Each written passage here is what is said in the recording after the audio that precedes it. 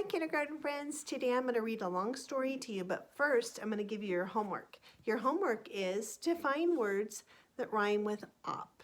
Op. So I'm thinking of one that starts with a T. Op, top. That would be one. I need you to give me a lot of words that rhyme with op so that tomorrow we can go ahead and do a word family project, okay, together. Today I'm going to read the story Curious George Gets a Medal by H.A. Rey. Remember last time we read Curious George, just the first book. Same author, same Curious George. This is George. He lived with his friend, the man with the yellow hat. He was a good little monkey and always very curious. George was alone this morning, looking at a picture book when the doorbell rang. It was the mailman. "Here is a letter for you," he said. "Put it on your friend's desk. He'll read it to you when he comes home." George was curious. It was not often that somebody wrote him. Too bad he could not read the letter, but maybe he could write one himself. In the top drawer of the desk there was paper and ink and a fountain pen. George sat down on the floor and began to write, but the pen was dry.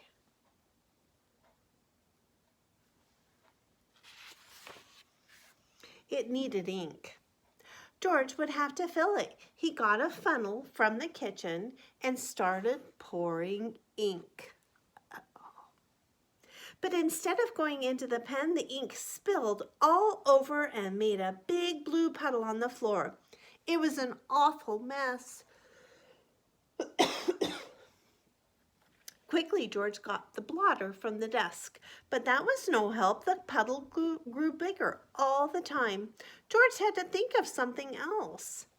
Why, soap and water, that's what you clean up with. From the kitchen shelf, he got a big box of soap powder and poured the powder all over the ink.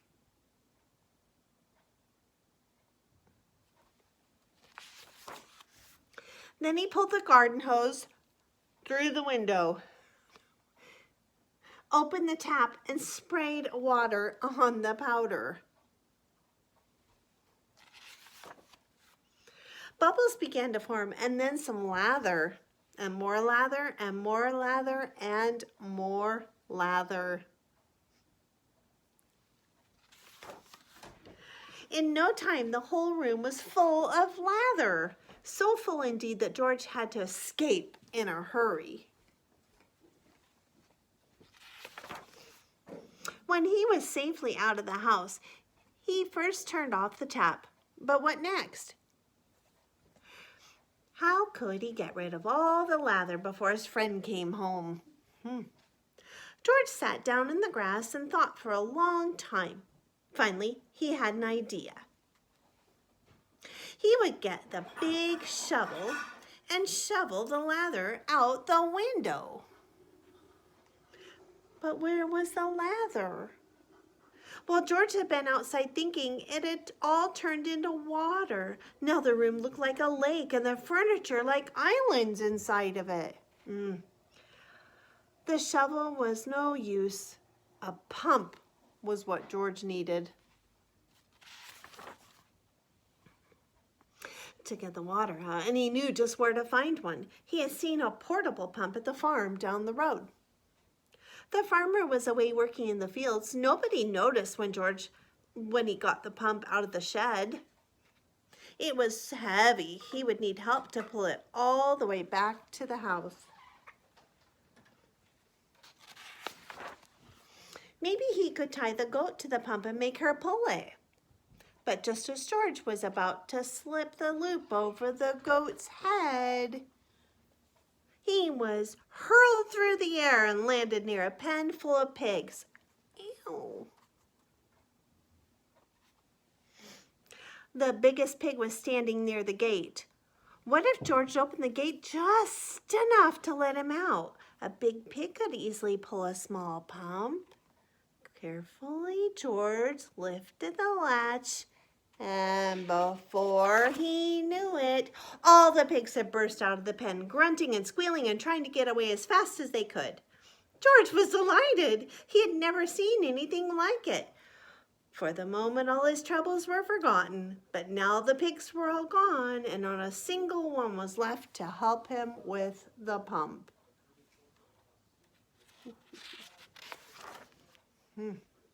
Luckily, there were cows grazing nearby. Cows were gentle and strong. It would mean nothing to a cow to pull the pump for him. This time George was right. The cow did not mind being tied to the pump. She even let him climb on her back, and off they went. George was glad. Now he would soon be home, pump out of the room, and everything would be all right.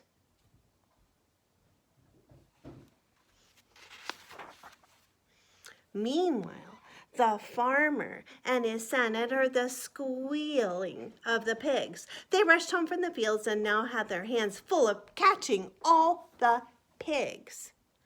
Not until the last pig was safely back in the pen did they have time to look around. And what did they see? A little monkey riding on their cow, making off with their pump.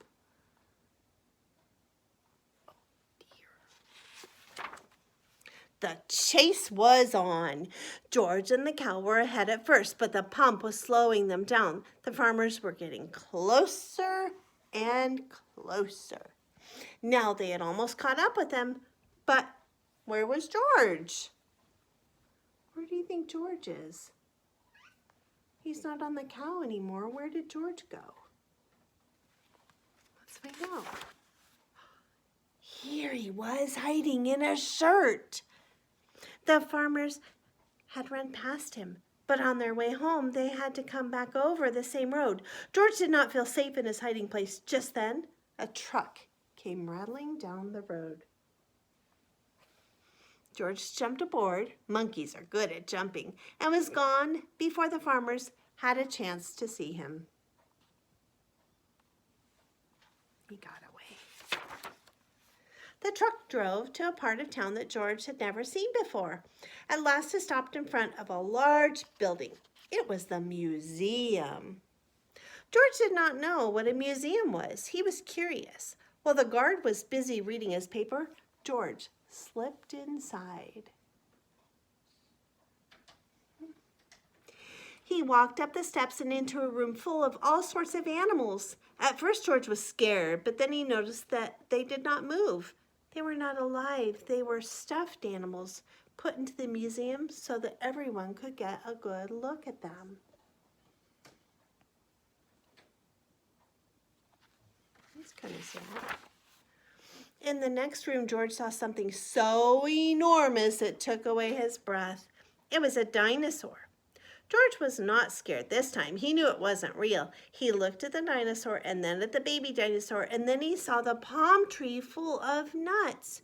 George liked nuts. Suddenly he felt very hungry. He had missed lunch that day.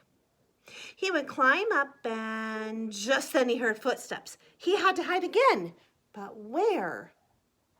Where do you think he's going to hide? A family came in to take a look at the dinosaur. They paid no attention to the little monkey who was standing there. The monkey did not move. He stood so still they thought he was just another stuffed animal. George was glad when they were gone. Now he could pick up the nuts. He climbed up the dinosaur's neck and started to pull, but the nuts would not come off. George did not know that they were not real either. He pulled harder and harder. The tree began to sway. What do you think is going to happen? Crash! Down came the tree on the dinosaur's head. Down came the dinosaur, and down came George. Guards came rushing from all sides, and underneath the fallen dinosaur, they found a little monkey. They pulled him out of there and brought him to Professor Wiseman, who was the director of the museum. Professor Wiseman was terribly angry. Look at that naughty monkey. Look what he did right away. Lock him up and take him back to the zoo. He must have run away from there. Aww. George was carried off in a cage. He felt so ashamed he almost wished he were dead. Suddenly the door opened. "George!" somebody shouted. It was his friend, the man with the yellow hat. "It seems you got yourself into a lot of trouble today," he said, "but maybe this letter will get you out of it. It's from Professor Weissman. He needs you for an experiment. I found it in my desk at home, but I couldn't find you anywhere, so I came over here to talk to the professor." And this is what the letter said. Dear George, a small spaceship has been built by our experimental station. It's too small for a man, but could carry a little monkey. Would you be willing to go into it? A spaceship. I have never met you, but I hear that you are a bright little monkey who can do all sorts of things, and that is just what we need.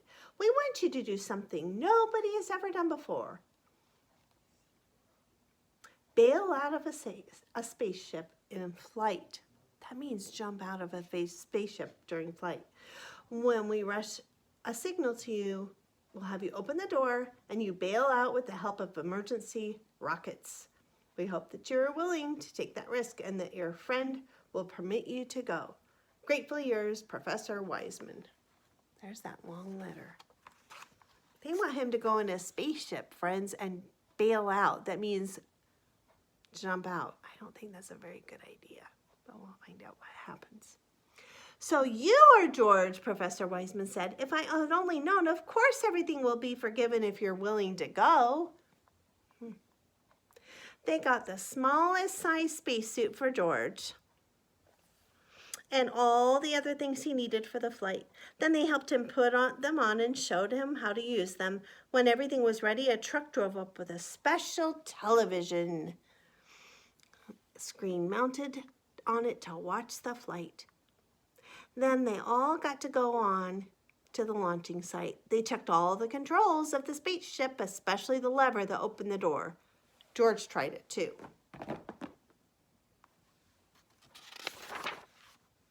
The great moment had come. George waved goodbye and went aboard. The door was closed.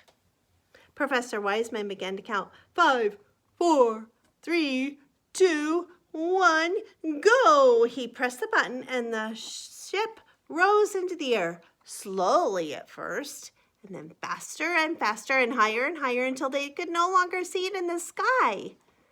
But on the screen,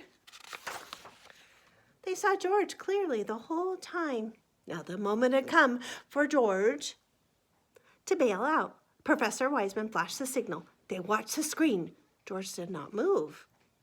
Why didn't he pull the lever? In a few seconds, it would be too late. The ship would be lost in outer space with George in it.